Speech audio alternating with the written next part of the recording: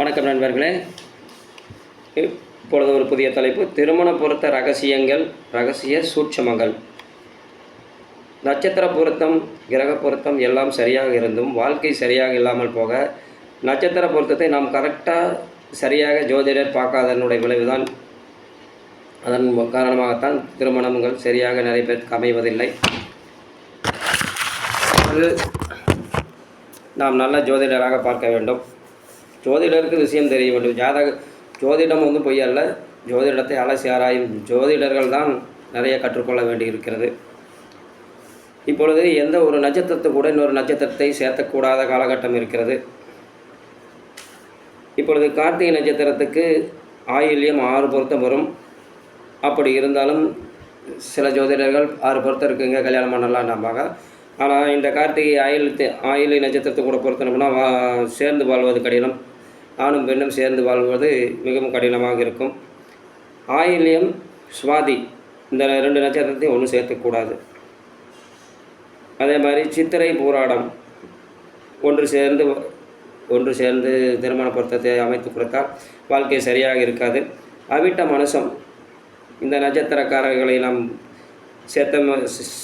சேர்த்து திருமணம் செய்தால் சந்தோஷமாக வாழ்க்கை இருக்காது. அவிட்டம், பரணி நட்சத்திரம் பொருத்தம் இருக்காது. சதயம், கார்த்திகை இவர்கள் இருவரையும் இணைத்தாலும் இணைந்து வாழ்வது கடினம். ரேவதி, திருவாதிரை நட்சத்திரக்காரர்களை இருவரையும் சேர்த்து திருமணம் அமைத்து கொடுத்தால்